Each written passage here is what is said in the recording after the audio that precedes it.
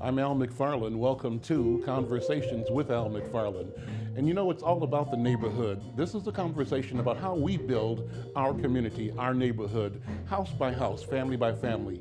We're focusing on business creation, business development, economic development, and culture.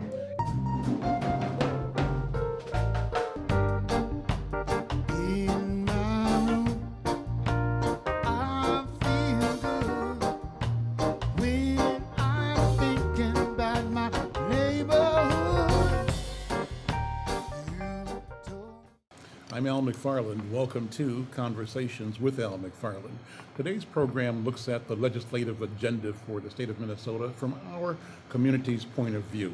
I'm pleased to have two of our legendary leaders on this program today. First, Senator Jeff Hayden from South Minneapolis, representing District 62. Jeff Hayden is also the Deputy Majority Leader in the Senate. And from St. Paul, Representative Rena Moran, yes. District 65A. Thank you both for being here. Thank you. Jeff, let's jump right in. What were the highlights of last year's legislative session? Well, first of all, thank you for having me out. It's great to be on the panel with Representative Moran. I think we would agree that one of the biggest things we did over the last 2 years was, number one, we created the MNsure exchange that you talked about earlier. And what that really did is created an access so that we can have high quality, low cost insurance. And we're awfully proud that we have some of the lowest insurance rates in the country. In addition to that, we did the minimum wage. And so that meant about 360,000 Minnesotans just the other day got a raise. They were either making $6.15 or $7.25. August 1st, they got $8.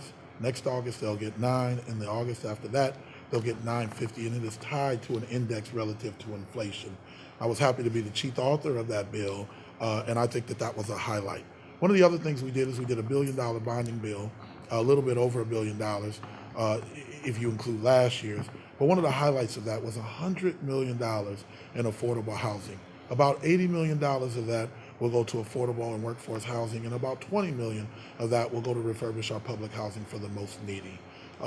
There were a myriad of other issues. The last one I'll mention, and I'll allow Representative Moran to talk about some of the highlights she worked on, was also one that was about women, in particular people, women and children that are on our Minnesota Family Investment Program, some know as the welfare program. There was a provision that didn't allow them to go to school for more than a year and that be counted as a work-like activity. And so essentially what we're saying is that we now will allow those folks to go to school as long as they're progressing up to 4 years. And that allows them to get a post-secondary degree. And we know that typically once they get either a 2-year or 4-year, the likelihood of them staying in poverty or going back on welfare decreases dramatically. So those are just some of the highlights. I could go on forever, but I know Representative Moran worked on a lot of stuff. We'll come back to more. Thank you. Representative Moran, yes. Your priorities. What do you feel your accomplishments last session? Yeah. Well, too, I want to say thank you for the invitation to be here. I just love your company and glad that I'm here today. I just want to start off by saying we just did some awesome work these last 2 years. Some huge investment in children and families and really, human capital. So I'm really, really excited about the work that we have done. But two of my highlights, I'm going to highlight our educational piece. We made some huge investment in education, from early childhood education to all-day K, to a 2-year freeze on college tuition, to increasing the Pell Grant, to making free reduced lunch free for all children in the state of Minnesota. I mean, just a huge amount of investment in education as a way of moving families and individuals up out of poverty. I also want to highlight the bill that I introduced around the Promised Neighborhood. When we talk about looking at how to create better outcomes for kids of color and our black and brown kids, we know that sometimes kids come to school hungry, they are homeless. There are so many factors that really gets in the way of kids being 100% focused on learning. And so for our parents, so often, they're struggling. So instead of just focusing on maybe that one scholarship or the all-day K, this is a way that we focus on the whole family. There's a brother and sister in that family that we focus on that brother and sister in that family. It may be a mother who needs a job, who may need housing. They may need mental services. So we wrap around services for our families for our families to create better outcomes, and that in turn would, and our hope is to create better outcomes within our educational system. So I'm really, really excited. We are the first state in the country to invest in a promised neighborhood. So I'm really excited about the opportunities and possibilities. The Northside Achievement Zone got the same companion kind of funding for the North Side, for North Minneapolis, and really glad that we were both able to really secure funding in this way for families in North Minneapolis and in St. Paul. So it's a great thing. The other bill that I'm really, really excited about is that we know over 50% of the household are led by women. And I would say that number is probably even bigger for women of color. And so to create a bill, which I carried a bill around equal pay for equal work. So right now we know, and this is in comparison to the white male. White males get $1, $1 for every dollar. White Caucasian women earn 80 cents to the dollar. And so you have Native American, African American women, and Asian women who all are getting 60 plus cents to the dollar, with Latino women getting 57 cents to the dollar. Really disproportionate, huge inequities, and because of this bill, for Same work, less money. same work, 40% less money. less money. Absolutely, and that really impacts, family stability. That really impacts, security of not only household but whole community sometimes. So passing this bill for any, and this is in the private sector. We already have a equity bill in the public sector, so that equality is there. But within the private sector, for any private company that comes to the state for a contract, who have 40 or more employees, who wants to contract with the state of $500,000 or more, they will have to have an equal pay certificate on file with the Department of Human Rights. And we will go back and audit. Because it's about accountability. You're putting teeth in it. It's really about accountability. So I'm really, really excited about, and what we saw was this, just a number of bills that really looked after women and children and families, one being sick leave. In the past, a cure of sick leave could only be used for yourself or your children. We have extended that to spouses, to mothers and fathers-in-laws, and others. So it is really an opportunity for jobs and the workforce to be more friendly to women around nursing and things like that. So really, really excited about this opportunity. You talk about the role of government in leading the way, leading the private sector, and you've alluded to requirements of contractors that they meet certain standards. Let me ask you both to talk more about that. I think you both see that an appropriate role of government is to point the direction and to demonstrate what equity, fairness, equality, and diversity mean. Have you seen more of an interest in that in state government, in the Senate, in the bills you pass, Senator, or is there still a battle? Is there still a discussion about the appropriate role of government? Yeah, there always isn't a balance that we have to strike, and there's always going to be some of my colleagues who think that the less government, the better. Allow the free markets to run its course, and that they will kind of, dictate the way that we go. And there will be those of us who says that there's an appropriate role for government. Number one, especially for taxpayer expended dollars.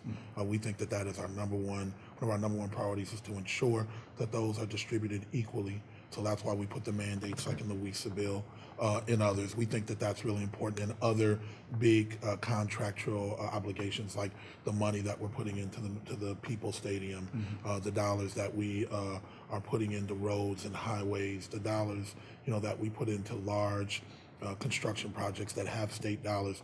We think it is important. But in addition to that, we really think that if you don't put some regulation and don't watch kind of what happens, then we get the repeat of the Great Recession that we think that pretty much I think everybody knows was a man-made recession. It wasn't something that happened, a war or some catastrophe. It was unfettered deregulation of the financial system relative to the mortgage, right?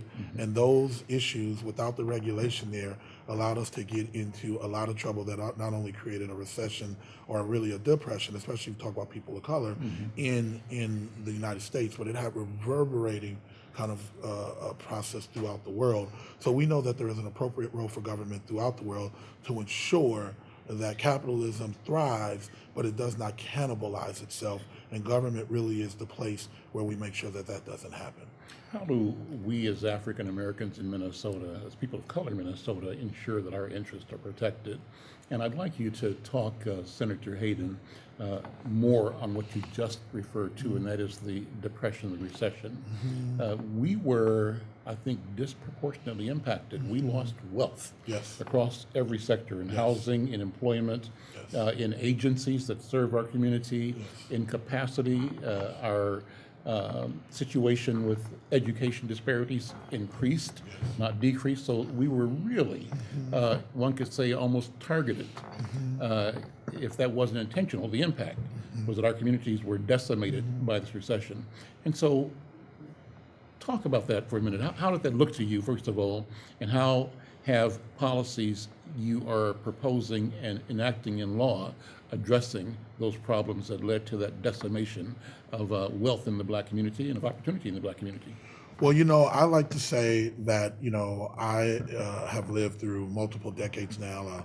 I'm in my late 40s. And so I do remember front and center the crack epidemic and its impact. And you probably remember the heroin epidemic before that and its impact in communities of color. So we know that there are targeted resources. History suggests that.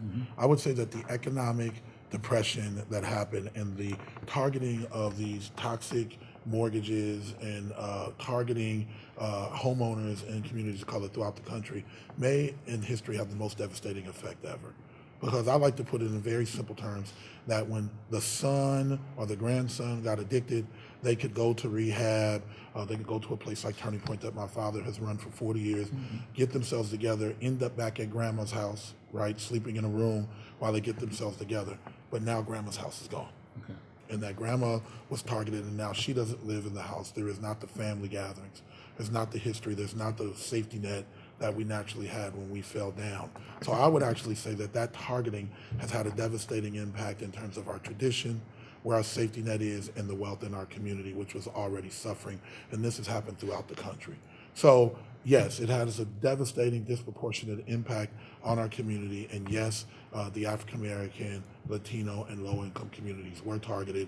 If you go back and look at the maps where the foreclosures are, you can see across the country that they were in low-income, people of color communities that disproportionately were impacted. So now what we're trying to do is to create an environment in which we can start to get some of those resources and assets back. That is why we're saying things like the Women Economic Security Act. That is why we're putting construction mandates in terms of people of color working and being contracted. That is why Senator Champion and I, along with Representative Moran, but this is a select committee on the Senate to look at disparities and opportunities, to come up with a set of principles that we hope we can share with the House that then actually target communities of color in terms of wealth creation, in terms of dealing with the issue of economic development, in terms of dealing at the things, the core of the community, which is the lack of economic stability. We think that based on that and what our state's demographer is telling us, that we have more people of color that will be entering the state and growing to job age, if you will, that will be working in this community. If we don't get those young people educated, if we don't get those folks ready to work, if we don't get them ready to pick up the tax burden, then our economy is going to fall on ourselves. So it is a human rights issue.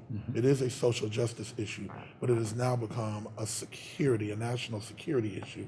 It has now become the ability for us to continue to live in this great state. And we do think this is a great state, though there are disparities that are gaping there and that not everybody is reaping the economic reward. But we think that we're very close because we know who it is and we know where it's at.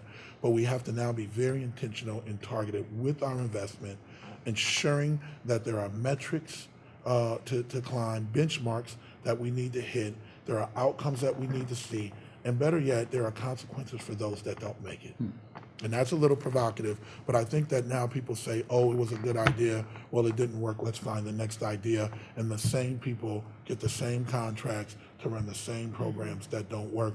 At some point, we're going to have to say, we got to find new people or new ideas, but we cannot continue to recycle the same money to do the same thing that has not served our community well. I've said this way, you've heard me, I'm sure, talk about the dichotomy, and that is that in this area of problems, we get the problem, and they get the money. Yes. Right. Our people get the problem side of the equation, somebody else gets the resources, Absolutely. right?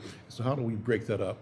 Representative Moran, I always talk to you as a community organizer. I know that you organized your way from the ground level, from the street level, into political office and did so effectively.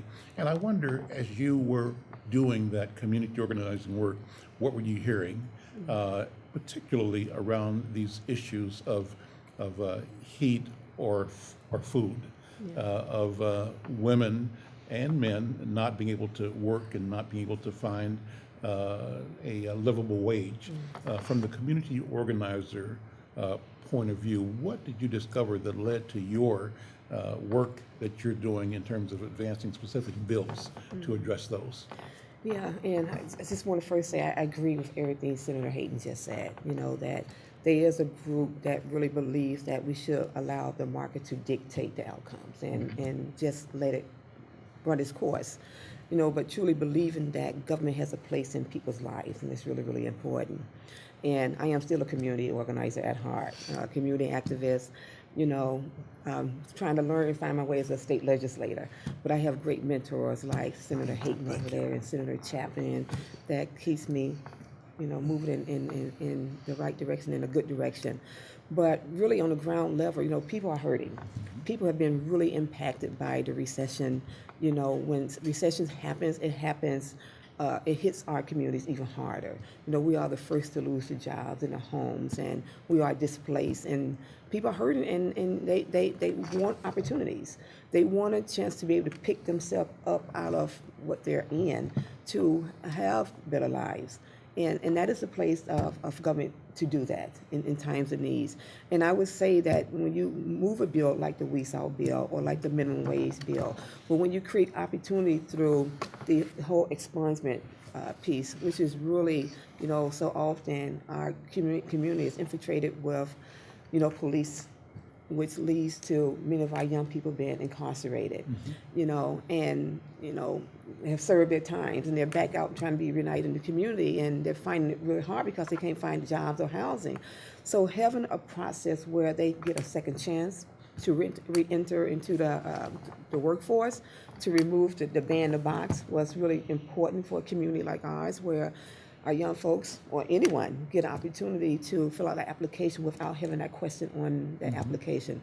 Just really, really important. And I just say, you know, as we look at, you know, from the early years to the college years to our elders, it's just really important that we create these paths. And many would say, you know, the scholarships does that for our youngest learners, because research tells us that, you know, our kids need to enter kindergarten reading and reading ready and prepared. Well, they need to enter kindergarten ready and prepared and reading by third grade. Because for so often what we was doing based on that data was we was building prisons.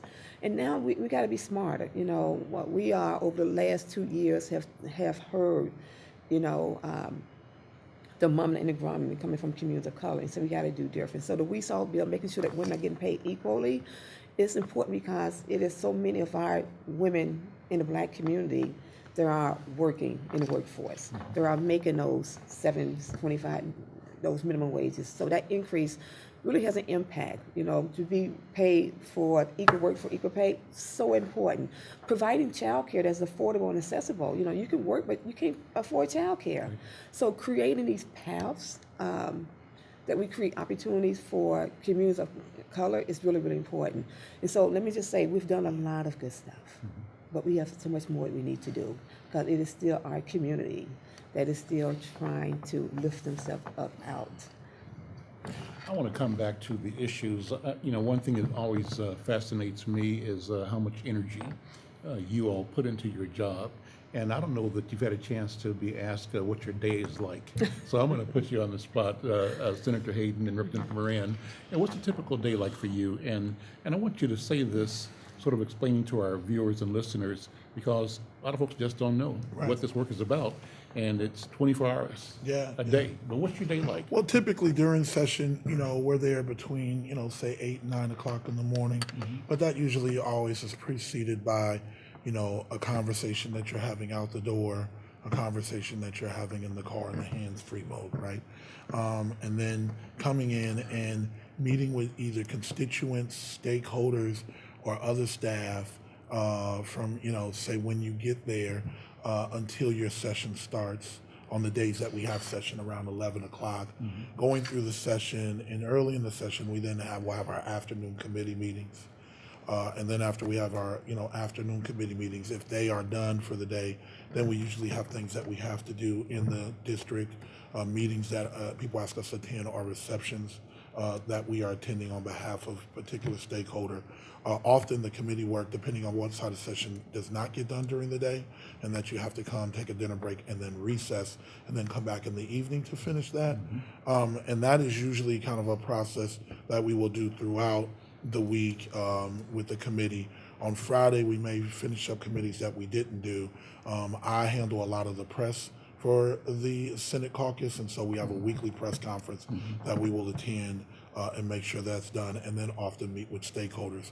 As we progress to the end, then often what we will need to do is to take long floor sessions where we can be up there from 6 hours, and sometimes I think the longest I've ever had was about 27 hours straight, in which we had that. So I think that And you can't leave, because And you can't leave. You move, you lose. and your vote is very important, and people have you there to represent. So often we put in between 8 and 12-hour days, sometimes 24-hour days as we move through the legislative session. So, with that, I think that it stresses our families, and that you have to have a really good supporting cast in order to take care of the needs of your family.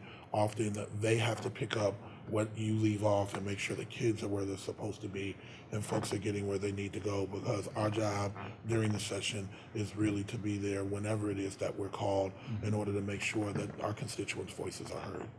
Wonderful. I'm going to ask you the same question in a few minutes, Representative Moran, but before I I think do, he said it all. and the question I'll ask you then is it different from what you thought before you were elected? What did you come into this work thinking it was going to be like, and what did you discover that surprised you? Maybe nothing, but what do you think? Well, let me just say first, I was first elected in 2010, got sworn in 2011, and had, a really long campaign. And so I came in very excited, very ready to go. Didn't quite know what that all entailed, but I was up for whatever that was. And I came into the minority, right? And I mean, what that really, really means is that in the minority, you really have no power. You don't set an agenda. You don't, sit on that many committees. The days may be shorter. You're always on the defense trying to, I know personally I felt every single day like I was fighting for my life, or that everything that I value was under attack. And I just didn't really feel that it was like that. You took it personal. It was personal. Yeah, it was really personal, because I bring what I believe into the House as very personal in creating better outcomes for all of us in And the so, state of for Minnesota. example, somebody might say it's ridiculous to talk about raising wages for workers, because if we do that, we're going to scare businesses away. And that if people just work harder and get 2 jobs, they'll be okay, right? So That's ridiculous. But you heard that, right? Yes. Yeah. Yeah, I really do think that is ridiculous. We, they say the same thing about if we raise taxes on the wealthiest, 2%, that everyone will begin to leave. And, the wealthy people don't complain. I mean, they're willing to really pay their fair share. It's other people on behalf of those rich people who have this notion that if we raise those taxes, they're going to flee, and we've done it. And because we've done that, we've been able to make historical investment in education. We've been able to make the, pass health care for all. We have been able to pass a WESOL bill. We have been able to invest in real people's lives and make a difference statewide. And so when we hear those talking points, we have seen through the last 2 years is that when you really do invest in people's lives, they spend money. And when they spend money, it benefits the economy. And when it benefits the economy, it benefits our state. All boats rise. Yes. I'm Al McFarlane. This is Conversations with Al McFarlane. We'll continue with our conversation, our legislative update with 2 of our esteemed representatives, Senator Jeff Hayden, who's the Deputy Majority Leader in Minnesota Senate, and Representative Rena Moran, who has a number of important committee assignments as well. We'll continue in just a minute. Stay tuned. Blow by a cool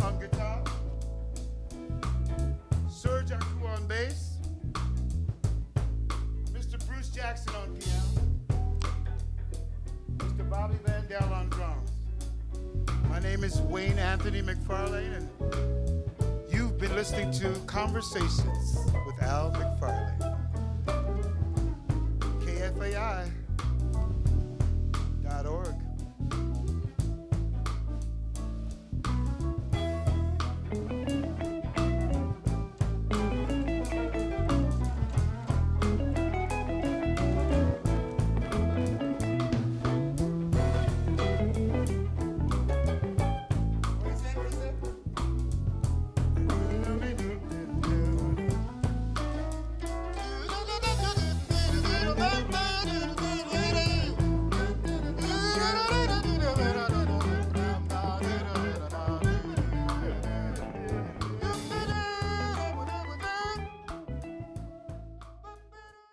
I'm Al McFarlane. This is Conversations with Al McFarlane. Welcome back. Continue with my discussion about legislative priorities with State Representative Rena Moran. She represents District 65A in St. Paul, and Senator Jeff Hayden, who represents District 62 in Minneapolis.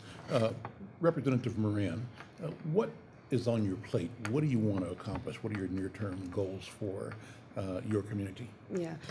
So I really talked some about the huge investment that we made over the last 2 years, and just really how excited I am that we had the opportunity to do that. But we have so much more that we need to do, right? And I believe that we need to continue to really invest in education in different ways, be more creative. I would like to create a path and bring some legislation where we are creating a path for more teachers of color to get coming to the classroom. I am really trying to do a lot of work around community engagement, that community piece in me that really believes that community needs to be a part of the legislative process. And I know within our community we have organizations who are doing awesome work, who are really working towards reducing those disparities within education and housing and within our criminal justice system by the work they do to support individuals and families. And I just believe that they need and will be part of introducing themselves to legislators, bringing solutions to the table around how we can really begin to reduce these disparities. I think we need more diverse individuals in these conversations. So a part of my work that I started with the Promised Neighborhood and engaging communities in that work is going to be even expanded more in giving communities the tools they need to be effective at lobbying at the Capitol and knowing those the deadlines. So I'm going to work really, really hard on that. I think, we looked at the $100 million in housing. And I was just reading a great email that I got from Build Wealth Minnesota, an opportunity they received $3 million from that bill, along with model cities Aurora, St. Anthony, Camphor, which are all in my district, that all received funding which is some capacity building funding. And so it just need to be a continuation of that, where we are getting access to funding. We're also getting access to look at policies that are creating the barriers in place for success for families of color. And we do this, and I do my work in partnership and coalition, not with just communities of color, but I think it's important that it's done with, everyone, whether you are Caucasian, African American, Native American, Latino. We can all come together around common values to create a better place for all of us. It's kind of like what Paul Wellstone said. We all do better when we all do better. There we go. Senator Hayden, let me ask you the same question and sort of close on this. Before the question, has it been that the legislature has been or has not been responsive to initiatives from our community? A lot of our legacy institutions found themselves kind of up against the wall. Funding cut, private sector giving down, people questioning whether we have the ability to be at the table to solve problems in our community. But you and I both know that that's the reality is the problems won't be solved unless we're at the table. Yes. Right. And the demand has to be, from my point of view, Yep. that we get our fair share of resources. What's the environment like? What's been history, and what do you see in the future? Well, I think that things have continued to get better. I think that working with Senator Bobby Joe Champion, Representative Moran, and others, and our predecessors did a good job too. But now we're running into a situation where I think it's really a good opportunity for us. This current legislature, as well as this governor, I think has seen, based on their own value system as well as what the future looks like, that the investment in communities of color, once again, is not just the right thing to do, the socially justice and smart thing to do, but it is the economic viable thing to do. And I think we've impressed upon them that issue. I think communities of color have now started to understand that they need to work together, they need to work hard, and they need to work smart.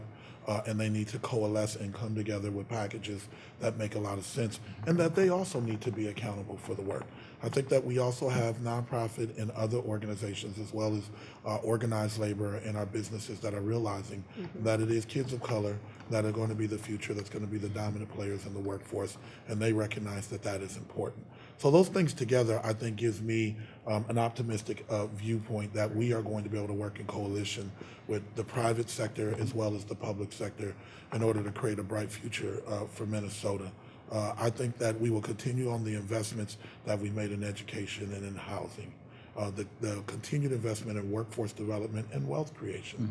We sit around the table with social and fraternal organizations, people that look like me and you, Al, that have been very successful, and they're looking for places to park their money so that they can make an investment for their family.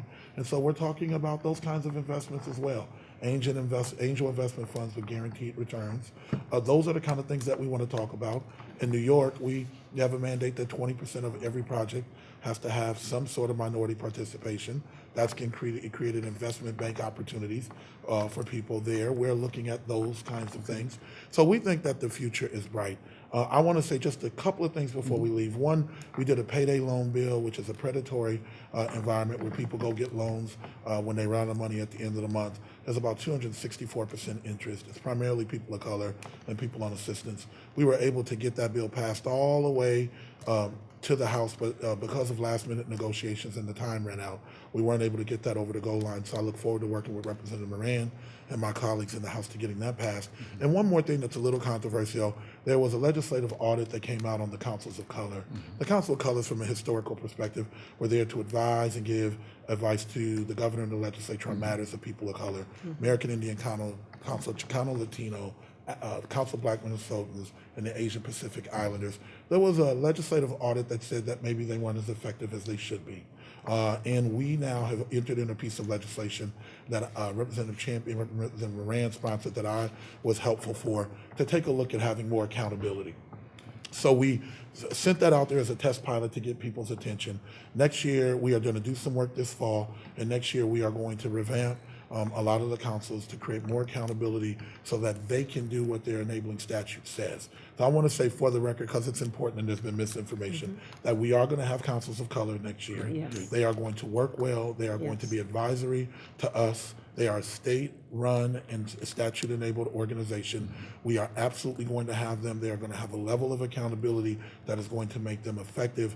We appreciate and applaud the work that they've done up to this point, but we know that that is a key component in making sure that we have the advice that we need in order to accomplish our goals. Two last quick questions in about 2 minutes to answer. One, insurance, affordable insurance, big issue. Yep. And then secondly, we've got an internationalization of the black community and of the entire community. What's the impact? What's the opportunity? 30 seconds. Yeah, so MNsure is fantastic. Though it's had some bumps along the road, people are getting the kind of insurance that they need, and you talked about that earlier. I'm on the MNsure Oversight Committee, and it is working, and people are getting care. I did have an opportunity to come back from Kenya. I worked with the International Leadership Institute. Former Judge Lejeune Lange has been developing a sister city relationship for the past 15 years with Minneapolis and Eldoret in Kenya. It was a wonderful opportunity to not only share what we have done in the United States, but also to learn their instruction. Their kids are reading 3 languages languages by the time they're in the 3rd grade and writing 3 languages. There's a lot that we can learn from people overseas. I know, Al, you've done those trips as well, and we look forward to continuing to have that international relationship. We think it is good capacity building for them, and it clearly is good capacity building for us. And Representative Moran, how does it? How do you think that helps our community see ourselves out of the neighborhood? The neighborhood is where we live, Yes. but the world is not limited to the neighborhood. How do we do that? 30 seconds. Well, I just want to piggyback on the importance of what I just heard Senator Hayden say, is that these are kids from Kenya, who are in poverty. And one of the big conversations we have here so often is that kids in poverty cannot learn. And we say that is a myth. It does not matter if you are invested in good outcomes and start early, you can have our kids been successful throughout life. I'm out of time. Thank you so very Thank much. you. Thank you. Keep up the good work. Appreciate it, buddy. Thank you. I'm Al McFarlane. This is Conversations with Al McFarlane. Join us next time. We continue to talk about issues of value, of importance to our community. Thank you so very much. We'll see you next time.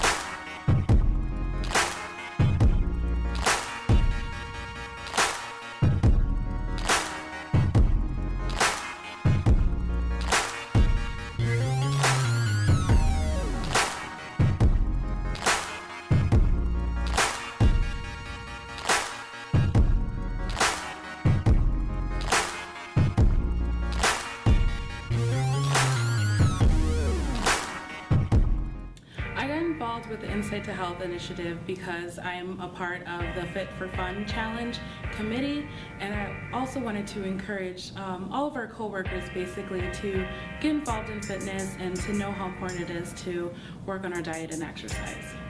I've always been a competitive person, so kind of pushing those limits has been one of those things for me that this Insight to Health challenge has really been, I've been able to do that a lot more. And I think even especially with Tyrone, he is crazy hard, but I love being able to go to his workouts and say, I did it, I pushed through the whole hour and 15 minutes sometimes, and just to know that, I tried the best that I could. And, they always are very open about making sure that we're not hurting our bodies, but making sure that we're going to the extra limit to do above and beyond what we think our bodies can do.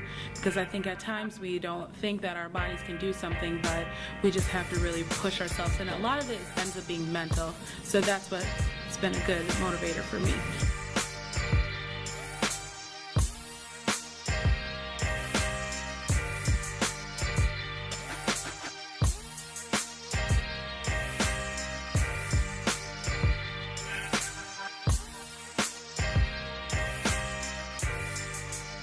Our bodies are a temple that God has given us, and I really take that to heart and use that as a way and a means of motivation in order to lose weight and to be the healthiest me that I could possibly be.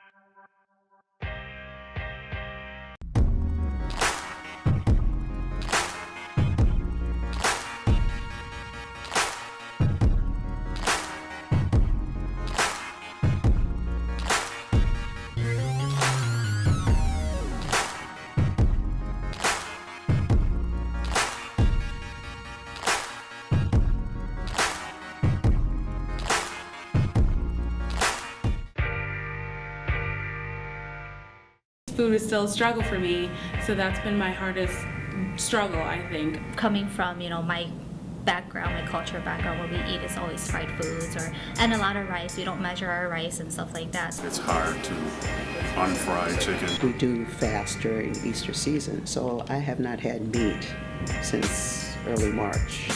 And I tell you, when Easter comes in the next couple weeks, I need some ham, some chicken, something.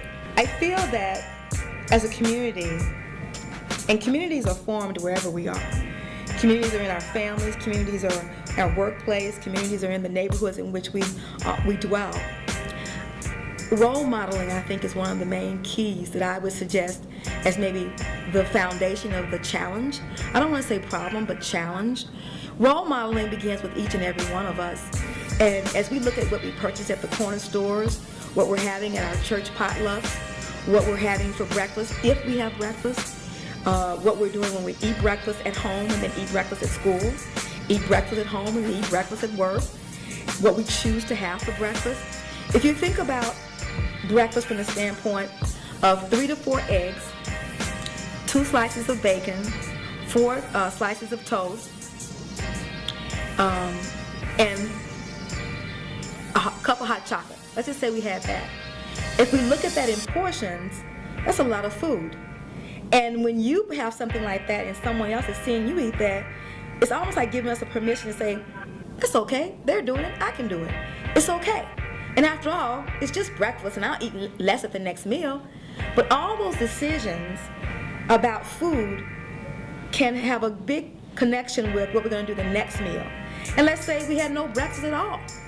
And by the time we get to lunch, we're like overeating because we missed breakfast. And then we triple the amount of food. Again, what you're selecting, someone else is seeing what you're doing. Fear that I will give up or find an excuse not to come to the workouts, find an excuse not to eat healthier. That's been my biggest fear. We all have a choice, and we're taught choices. Then we become older and we make our own choices. We need to look at choices from a standpoint of, is it good for us?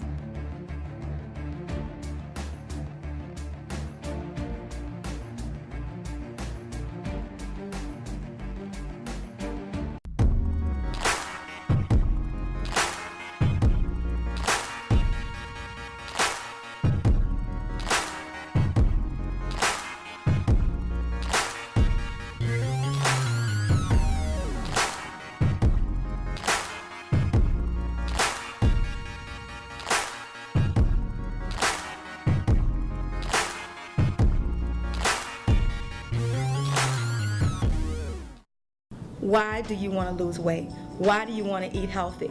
If you really probe into why you want to do something, the answer is there for you. And that begins the stage of development of your choices. The biggest challenge is to adjust my eating habits and try to cook healthier. I have been always trying to lose weight for a really long time. Sometimes I'll get into doing some fitness and then least slack on the food side. I always tell people to remember that we still want you to eat no matter what you're doing. Enjoy the experience, but remember what you do at home with portions, increasing your fruits and vegetables, looking at the color on your plate to determine, do I have those different groups that and what makes sense? It's still doable, even when you go to a restaurant. Fear that I will give up or find an excuse not to come to the workouts, find an excuse not to eat healthier. That's been my biggest fear. You need to fail in order to learn. Failure is not necessarily a bad thing. Failure is not great if you stay in failure. So my failure to continue my exercise and continue being as active out as I was, it's not a total failure because I'm back to working to where I need to be. We all have a choice, and we're taught choices. Then we become older and we make our own choices. We need to look at choices from a standpoint of, is it good for us? I've been really, trying to stay strict and portioning my food and measuring my rice intake if I ever have it. Just going along with the dietitian and meeting up with a life coach has really been helping me to kind of get those goals and make sure I'm reaching them. I've been able to make just really delicious food and not miss really the meat. I just kind of miss the flavor of it sometimes. But I've discovered some other things that will suffice. And that's what's brought my blood pressure wasn't that high to begin with, but it's brought it even further down. My cholesterol level is down, my weight is down, everything's down. I can see it in the mirror, I can feel it in the way my clothes fit. I can see it in my coworkers' faces, my family's faces. So it's been a tremendous experience. You have to be willing to stand out. You have to be willing to go against the grain. You can do this Insight to Fitness Challenge for a couple months and really get those principles in place of how to motivate yourself to do exercise, how to lose weight, and how to eat better. It's about each of us making a decision to have a healthy lifestyle. A healthy lifestyle is not difficult. It just requires you to think about yourself, and that's not being selfish at all.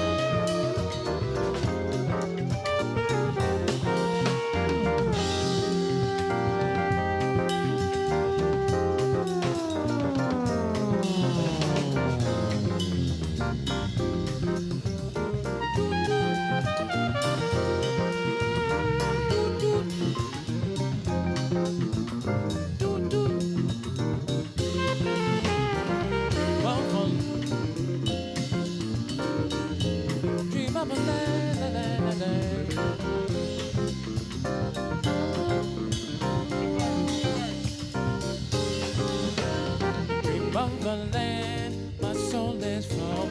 I hear a hand stroke on the drum of delight. Go, go, you, as the night afro glow.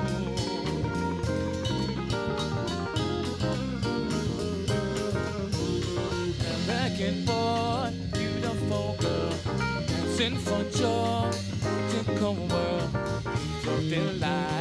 Coco, you rich as the night, afro blue. Ba ba ba ba ba ba ba ba ba.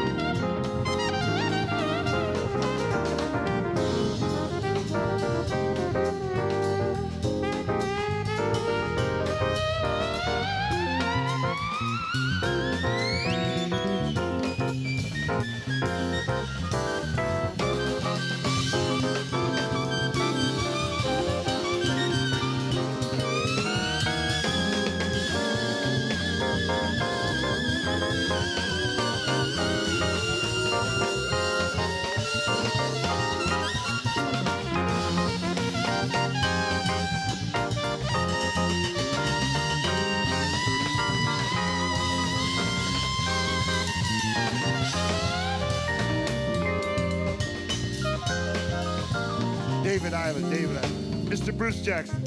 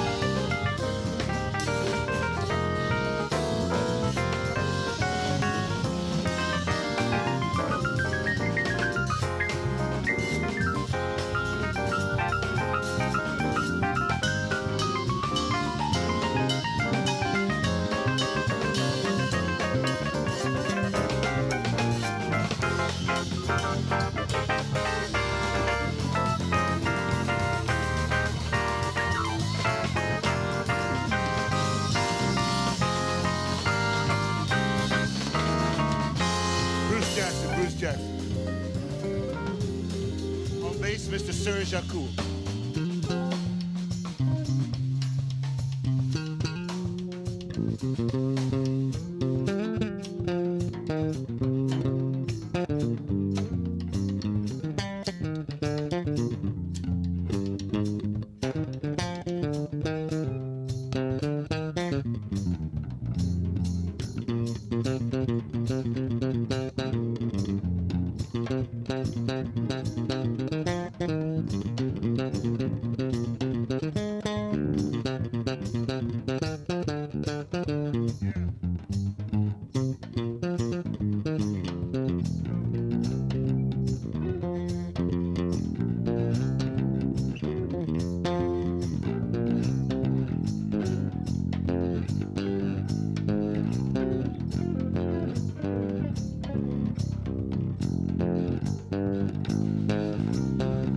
Serge Yacoub, Serge Yacoub. Stokely Williams on vocals.